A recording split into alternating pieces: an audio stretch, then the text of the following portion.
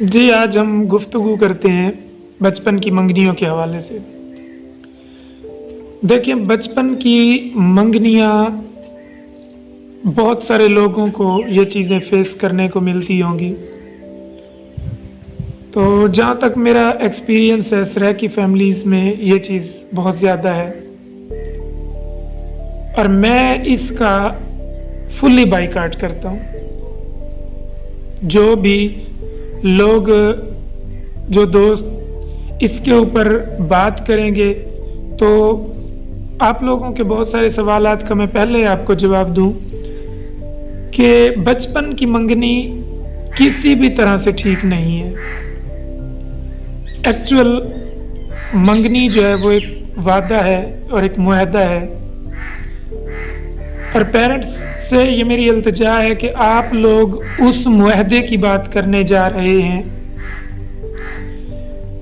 कि अभी आपके नौज़ायदा बच्चे हैं, छोटे बच्चे हैं, कोई पैदा होते हैं और आप उनकी मंगनियाँ इस लिहाज से पहले तय कर देते हैं कि कोई एक भाई अपनी बहन के साथ रिश्ता तय कर लेता है, कोई एक भाई अपने दूसरे भाई के साथ तय कर लेता है, कोई एक बहन अपनी दूसरी बहन के साथ रिश्ता तय कर लेती है, ताकि कल को हमारे ये रिश्ते अस्तवार रहें और हमारे रिश्ते पहले से भी ज़्यादा मजबूत रहें।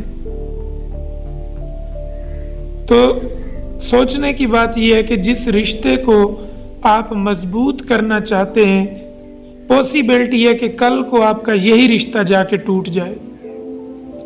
आप जिस बच्चे और बच्ची की मंगनी करने जा रहे होते हैं, आपको नहीं पता कि उनका फ्यूचर क्या है। ये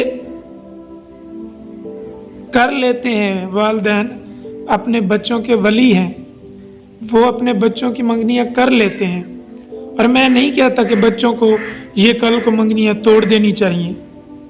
जहाँ तक मुमकिन है, बच्चे जब जवान होते हैं तो उनको अपने वालिदैन के उस किए गए वादे का भरम रखना चाहिए और उसको पाया तकमील तक पहुँचाना चाहिए। लेकिन बात यह है कि जहाँ हमें शरन ये हक है, हमें कानूनन ये हक है कि जिस बंदे ने अपनी ज़िंदगी गुजारनी है, उसको जब हमारा दीन इजाज़त देता है कि वो अपने निकाह के मामले में अपने वालिदैन से बात करे, हमें पेरेंट्स को ये चाहिए कि हम अपने बच्चों के साथ इस हद तक शेयरिंग रखें कि आपके बच्चे आपके सामने इजहार ख्याल कर सकें। लेकिन जहाँ तक मंगनी का कंसेप्ट है, तो मैं आपको ये कहता हूँ कि बचपन में किसी के फ्यूचर का नहीं पता कि कल को उस बच्चे ने बड़ा होकर क्या करना है। सपोज ऐसा होता है कि एक तरफ एक मॉडर्न जनरेशन और दूसरी तरफ एक मजहबी शख्स, और उनका कम्बिनेशन नहीं बन रहा, वो बच्चे दोनों एग्री नहीं है, लेकिन आप अपने उस 15 या 20 साल किए हुए पहले के मुआहदे को पाया तकमील तक पहुंचाना चाहते हैं और फिर आप उनको इस कदर फोर्स करते हैं कि नहीं, जो हमने मंगनी की थी, हमने ये वादा किया था, हमने ये रिश्ता देना है या हमने ये रिश्ता लेना है।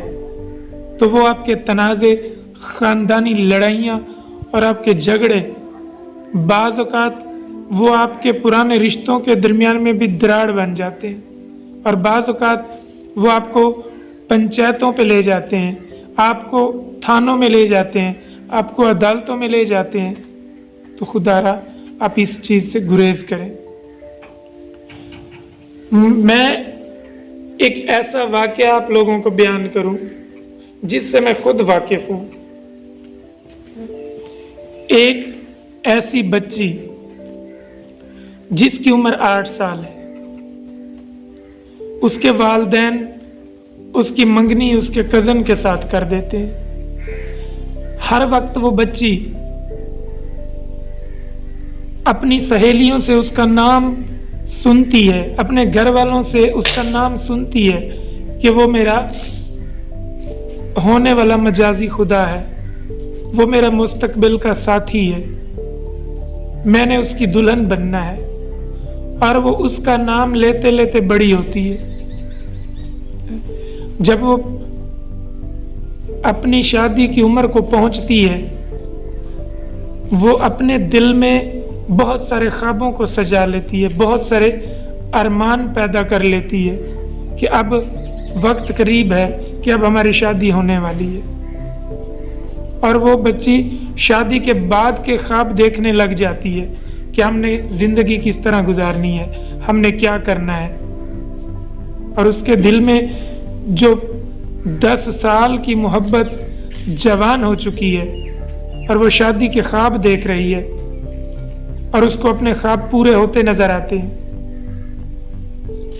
उसी दौरान क्या होता है कि वो लड़का घर से भाग जाता है और घर से भाग के वो कहीं ऐसी जगह पर शादी कर लेता है जहां पे वो शादी करना चाहता है।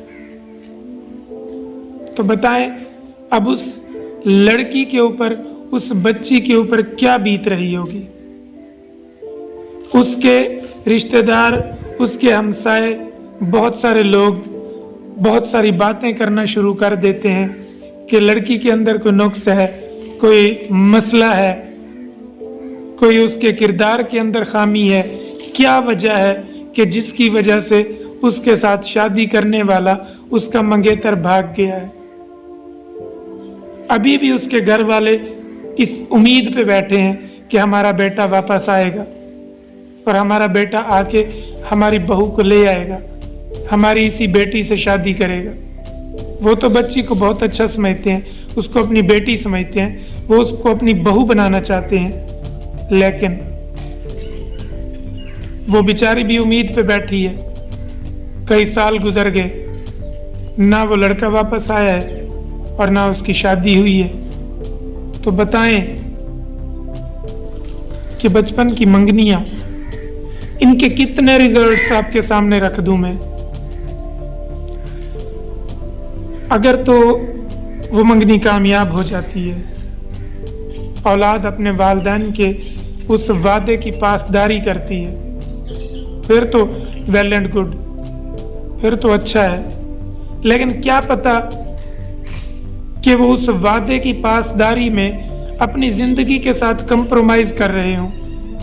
हो सकता है कि वो अपनी जिंदगी खुशगवार ना गुजार सके। तो जब शरन वालिदैन को ये कहा गया है कि आप अपनी औलाद से पूछें, और अगर वो औलाद अपने वालिदैन को इजहार करती है तो ये बुराई नहीं है। वालिदैन अपनी औलाद के साथ अगर पहले से बात करता है और औलाद अगर अपने वालिदैन से बात कर सकती है तो वालिदैन उसको मुतमईन करेंगे कि आपने जहाँ पे जो इंतखाब किया है, अगर वो इंसान हैं, अगर वो हमारे मेयार के काबिल हैं, अगर वो ठीक हैं, वो हमारे साथ और हम उनके साथ एडजस्ट हो सकते हैं, तो डेफिनेटली शादी हो जाएगी।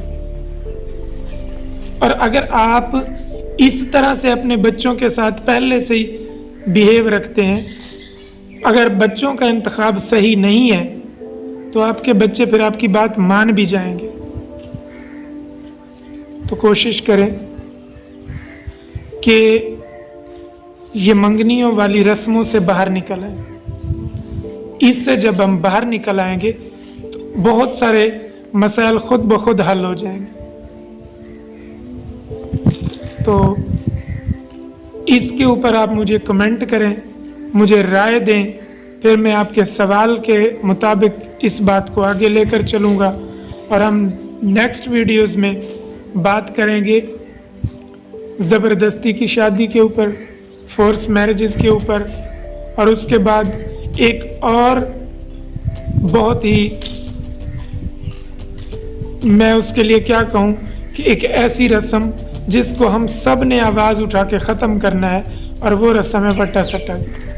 तो इसके बाद और भी बहुत सारी बातें और बहुत सारी वीडियोस, तो आप लोगों की मुशावरत से आप जो मुझे टॉपिक बताएंगे उसके ऊपर हम बात करेंगे। तो अब तक के लिए अल्लाह हाफ़िज़।